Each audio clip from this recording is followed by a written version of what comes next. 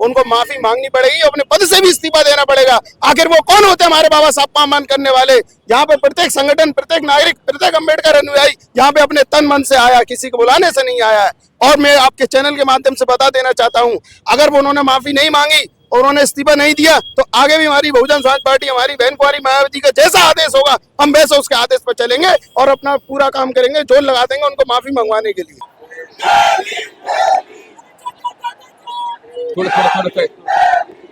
नमस्कार दोस्तों, मैं रोहित कुमार, आप देख रहे हैं अग्रणी न्यूज। 24 दिसंबर यानी कि माननीय बहन कुमारी मायावती जी के आदेश अनुसार जो 17 दिसंबर को जो अमित शाह जो कि देश के गृह मंत्री, जिन्होंने जिस तरीके से बाबा साहब को लेकर आपत्तिजनक टिप्पणी की, उसके विरोध में आज सैकड़ों कार्यकर्ता बहुजन समाज पार्टी के आगरा कलेक्ट्रेट पर आए हुए हैं। इनसे जानने की कोशिश करेंगे।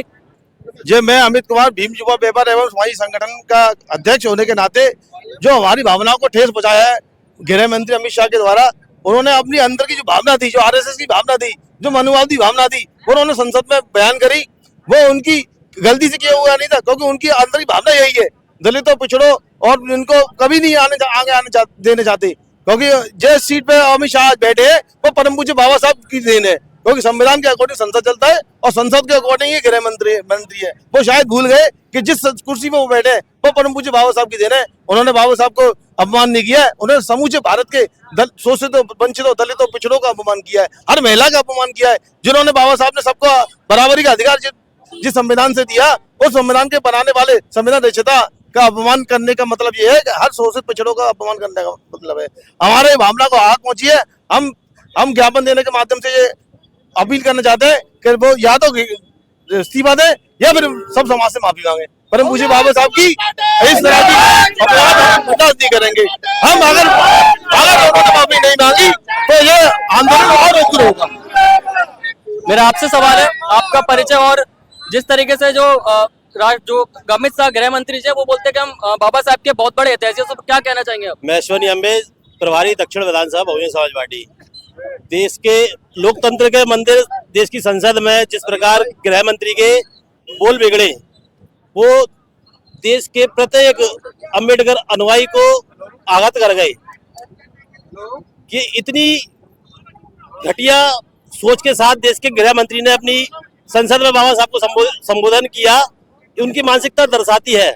जिस तरह से ये वो लोग आरएसएस की विचारधारा पे काम करते हैं, आरएसएस और कांग्रेस पार्टी भी, मैं दोनों को साथ में लूंगा, कांग्रेस भी, इन्होंने कभी बाबा साहब के हित की बात नहीं करी। कांग्रेस तो बाबा साहब को संसद में जाने से रोका। आज वो दिखावा कर रहे हैं कि देखो हम दलितों के सबसे बड़े हितैषी हैं।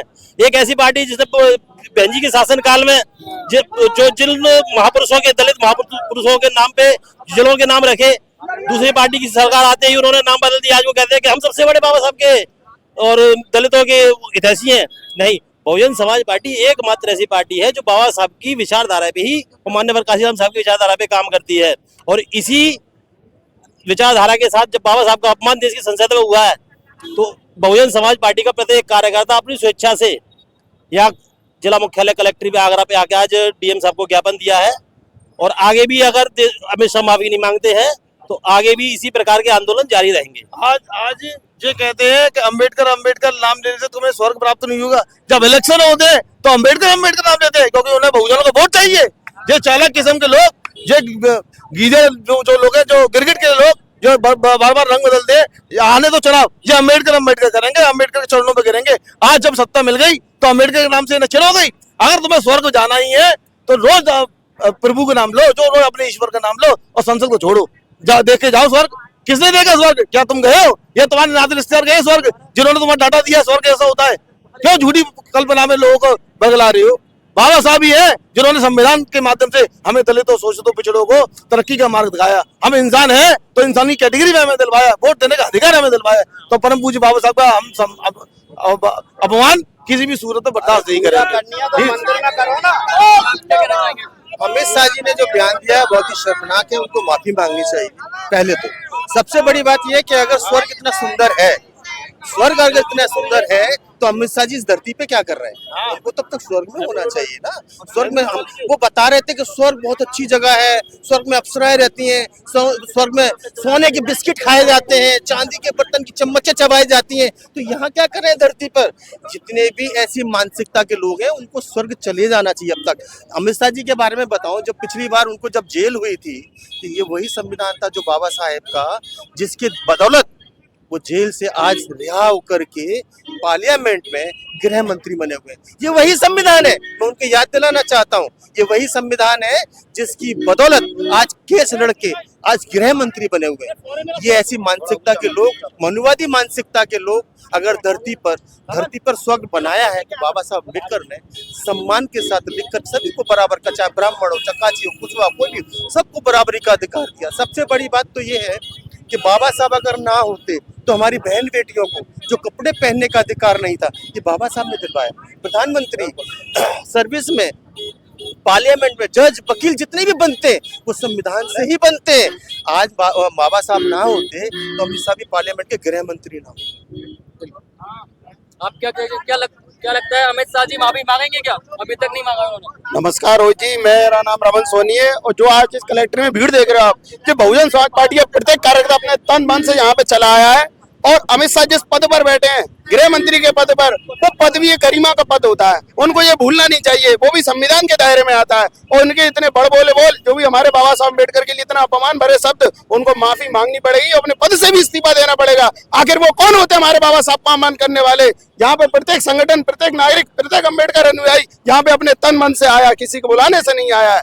और मैं आपके चैनल के माध्यम से बता देना चाहता हूँ, अगर वो उन्होंने माफी नहीं मांगी और उन्होंने इस्तीफा नहीं दिया तो आगे भी हमारी बहुजन समाज पार्टी, हमारी बहन कुमारी मायावती का जैसा आदेश होगा हम वैसे उसके आदेश पर चलेंगे और अपना पूरा काम करेंगे, जोर लगा देंगे उनको माफी मंगवाने के लिए। जिस तरीके से बहुजन समाज पार्टी के कार्यकर्ता नेतागण लोग आज आए हैं, जिस तरीके से यहाँ जो सैलाब देखने को मिला है बाबा साहब के प्रति, लोग कहते हैं बसपा खत्म हो गई, इस पर क्या कहना चाहेंगे आप? पहले भी आए थे, ये उनकी भूल है। आप एक छोटी सी बात से आइडिया लगा सकते हो। बहन जी ने सिर्फ एक ज्ञापन देने के लिए हमसे बोला, यहाँ पे सैकड़ों की तादाद में लोग चले हैं। जिस दिन बहन जी ने आह्वान कर दिया कि मैं रोड पर निकल रही हूँ, मुझे जन सैलाब चाहिए, तो आप यकीन नहीं मानोगे, बसपा का कार्यकर्ता यहाँ पे बुजुर्ग, महिलाएं, बच्चे सब देखने को मिले होंगे आपसे। एक से घर मकानों से निकल के आया है। कोई छुट्टी का दिन नहीं है आज, कोई इतवार नहीं है, कोई संडे नहीं है, लेकिन सिर्फ और सिर्फ बहन जी के आदेश से यहाँ पे दौड़े चले आए हैं। ये हमारी बहन कुमारी मायावती जी ताकत है। और जो लोग बसपा को कोसते हैं, मैं उनको बता देना चाहता हूँ, अगर सवाल जवाब करने हैं तो सत्ताधारी पार्टी से करो, भाजपा सरकार से करो।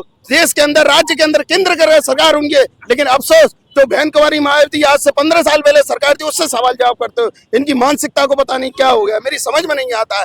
जो सत्ता में होती है, विधायक उनके, सांसद उनके, एमएलए उनके, तो उनसे ही तो सवाल जवाब किया जाएगा। लेकिन नहीं, सवाल जवाब किससे करेंगे? बहन कुमारी मायावती। अगर जिस दिन सरकार आई, ये अपमान और ये सम्मान की लड़ाई रोड पे नहीं, पार्लियामेंट में अंदर घुस के होगी। आपके लिए बाबा साहेब बड़े हैं, भगवान बड़े, अन्य समाज धर्म बाबा साहब बड़े, बाबा साहब बड़े।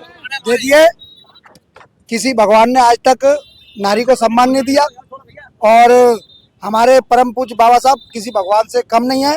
और जो जिस तरीके से भारतीय जनता पार्टी की आज इन शब्दों के द्वारा, अमित शाह के शब्दों के द्वारा जो उनकी मानसिकता दर्शाई गई है, और ये घिनौनी रूप से, ये सही, हम जिसकी निंदा करते हैं, और ये सच बात है कि ये उन्होंने वो वाला काम किया है कि मुंह में राम और बगल में छुरी। ये सत्य बात है। इस बात को ये कभी भी बाबा साहब का सम्मान नहीं करते थे, आज भी नहीं करते थे, न कांग्रेस पार्टी करती थी, न भारतीय जनता पार्टी करती है। आज इनकी मानसिकता जो इनके शब्दों द्वारा देखने को मिल रही है, वो पूर्ण रूप से कभी बाबा साहब का सम्मान नहीं करते हैं, सिर्फ दिखावा करते हैं। बाबा साहब का सम्मान अगर सही मायने में देखना है तो मैं अपने देश के अंदर ही नहीं, अनेकों देशों के अंदर, कंट्रियों के अंदर उनकी जयंती मनाई जाती है, पूजा जाता है, लेकिन फिर भी इनकी मानसिकता इतनी गंदी है कि हमारे परम पूज्य बाबा साहब को इतना गलत तरीके से प्रेजेंट किया उन्होंने, इतने गलत शब्द बोले हैं। पार्लियामेंट के अंदर हमारे दलित सांसद ही अगर इस्तीफा दे दे तो कल ही उनकी सरकार गिर जाए, लेकिन अफसोस हमारे लोग उनकी कठपुतली जीवन को उनके इशारों पर नाचने का काम करते हैं। मैं आपके चैनल के माध्यम से बता देना चाहता हूँ, जिस दिन दलित अगर घर घर से और पार्लियामेंट से जाग गया, उस दिन ना ये रोड पे, संसद में, ना विधायक में कहीं नहीं दिखाई देंगे, कहीं नहीं दिखाई देंगे। आपने जो बोला कि विश्व में बाबा साहब का नाम है, इससे मेरे को एक बात याद आ रही है। जिस तरीके से जो देश के बड़े बड़े लोग हैं, उद्योगपति हैं, जो मंत्री विधायक है, जो मुख्यमंत्री भी हैं, वो जब देश से बाहर जाते हैं तो अंबेडकर जी वो बुद्ध का नाम लेते हैं और जो देश में रहते हैं तो अन्य धर्मों के नाम लेते हैं। ये उनकी मजबूरी है। क्यों? कि उनको राजनीति करनी है, क्योंकि देश के बाद देवी देवताओं को, भगवान को कोई नहीं जानता, सिर्फ बुद्ध और अंबेडकर को सब जानते, इसलिए उनकी मजबूरी, उनको नाम लेना पड़ता है। आप अपने वीडियो में देखते होंगे, आए दिन आती है, कहीं ना कहीं किसी प्रकार से कोई भी व्यक्ति बाहर जाता है, विदेश में जाता है, तो सब सिर्फ और सिर्फ अंबेडकर और बुद्ध के देश से आए, यही कहते हैं सब लोग। बहुत बहुत धन्यवाद सर आपका। मैं ये बोलना चाहता हूँ, ना तो मुझे भाजपा से नफरत है, ना कांग्रेस से प्यार है, लेकिन बाबा साहब के बारे में जो उन्होंने बोला है कि भगवान भगवान, उसे बाबा साहब कहते, तो इससे तो भगवान भगवान कहते तो तर जाते। भगवान को आप सोने का बना के रख दो, कंधे पे उठा के ले जाएंगे, कोई नहीं डरेगा। और बाबा साहब के कानून से डरेगा, डरते रहेंगे, कोई मुझे देख तो नहीं रहा है, क्योंकि बाबा साहब का कानून ऐसा बना हुआ है, समझे। इसलिए सोच समझ के बोले, हमें किसी पार्टी से कोई द्वेष नहीं है, घृणा नहीं है, भारत के सब नागरिक हैं, हम भी भारत के नागरिक हैं, मैं किसी पार्टी से ताल्लुक नहीं रखता हूं। लेकिन ये बात मैं कहना चाहता हूं, ये सोच समझ के शब्दों को बोलना चाहिए, ये बात गलत है।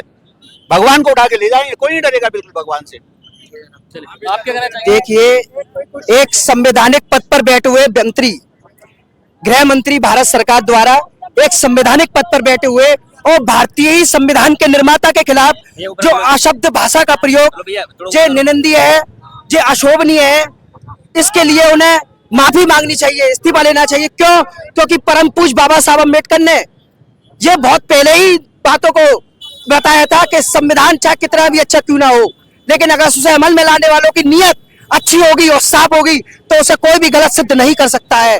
और अगर संविधान कितना ही खराब क्यों ना हो, अगर उसे संविधान कितना ही बुरा क्यों ना हो, अगर उसे इस्तेमाल में लाने वाले लोग अच्छे होंगे तो बुरे से बुरा संविधान भी अच्छा साबित हो सकता है। ये केवल संवैधानिक पद पर बैठे हुए लोगों को और खास करके भारतीय जनता पार्टी के लोगों को, उनके मंत्रियों को, उनके नेताओं को जो सत्ता की गर्मी चढ़ी हुई है और सत्ता के घमंड में जिस तरीके से वो तानाशाही जैसा राज इस देश में लाना चाहते हैं, तो ये आज मैं उनको बता दूं कि माननीय बहन जी द्वारा अभी तो केवल अनुशासन को रखते हुए, मर्यादा में रखते हुए इस प्रदर्शन को किया गया है। जिस दिन माननीय बहन जी के द्वारा आदेश जारी हो गया कि निकल जाओ घर मकानों से और जंग लड़ो बेईमानों से, तो उस दिन भाजपा ही तो दूर दूर की बात है, मानव व्यवस्थाओं को जो मानने वाला है वो दूर दूर तक रोडों पे कहीं दिखाई नहीं देने वाला है। इसी वजह से शोषित वंचित पिछड़ा के भगवान तो देखो बाबा साहब ही हैं। अगर ऐसा इन्हें लगता है कि इनके भगवान अगर श्री राम है तो ये संसद छोड़ते हैं और मंदिर में जाकर के घंटा बजाएं। हमारे लिए तो जीते जी स्वर्ग यही है। इस देश का दुर्भाग्य है कि तड़ीपार अमित शाह जो अपराधी है उसको गृह मंत्री इस देश का बना दिया गया है। अगर ये तड़ीपार न होता तो ये जो शब्द उसने बाबा साहब के लिए कहा है, जो हमारे मसीहा हैं, इनके रामों ने, इनके भगवानों ने हमें दरिद्रता दी है, गरीबी दी है, उत्पीड़ित किया है। हमारे भगवान ने हमको समानता में रखा है, चाहे वो उच्च कोटि का हो चाहे नीची जाति का हो, समान रखा है। हमारे इस भगवान को इन्होंने जो अपशब्द कहे हैं, इसको इस्तीफा दे करके इसको चला जाना चाहिए। इसी में अच्छाई है, नहीं तो इस देश का जन क्या होगा पता नहीं। बाबा साहब के लिए हम अपनी जान को भी देने के लिए तैयार हैं। आपका क्या नाम है? मेरा नाम नितिन निगम है। मैं बहुजन समाज पार्टी का एक छोटा सा कार्यकर्ता और सामाजिक कार्यकर्ता हूँ। जिस तरीके से अमित शाह जी ने जो बाबा साहब के ऊपर जो अभद्र टिप्पणी की, इस पर क्या कहना चाहेंगे? देखिए, अमित शाह जी ने जो बोला है कि अम्बेडकर इतना नाम लेते तो 7 जन्मों में स्वर्ग मिल जाता, तो देखिए बाबा साहब ने जब संविधान लिखा था तो दलित समाज को स्वर्ग तो जब ही मिल गया था। हमें आपके स्वर्ग की जरूरत नहीं है। आपने जिस कदर बोला ना कि भगवान भगवान, आप देश में नफरत फैलाने का काम कर रहे हैं, फिर बोलते हैं कि दलित समाज भगवान से गाली देता है। आप दलित समाज के भगवान से गाली दे रहे हो, आपको शर्म आनी चाहिए। आप इतने बड़े पद पर हो, आपको पूर्ण माफी मांगनी चाहिए और दलित समाज से भी माफी मांगनी चाहिए। अभी तक उन्होंने 17 तारीख को उन्होंने जो बयान दिया था, अभी तक माफी नहीं मांगी। क्या लगता है माफी मांग पाएंगे या नहीं मांगेंगे? वो मांगेंगे माफी। अगर माफी नहीं मांगेंगे तो ये आंदोलन कुछ भी नहीं है, अभी इससे भी बड़ा आंदोलन होगा। फिर पुतले जलेंगे। ये माफी क्यों नहीं मांग रहे, किस तरीके से देखते हैं आप? वो ये चाह रहे हैं, वो देख रहे हैं कि अभी ये लोग ऐसे ही हैं। अभी जो शुरुआत हुई है बाबा साहब के बारे में गलत बोलने की, अगर वो जो सोच रहे हैं लोग आएंगे अल्लाह मचाएंगे चले जाएंगे, तो ऐसा नहीं होगा। अगर अमित शाह जी ने माफी नहीं मांगी तो ये आंदोलन कुछ नहीं है, इससे बड़ा आंदोलन होगा और भारत बंद करने की नौबत आएगी।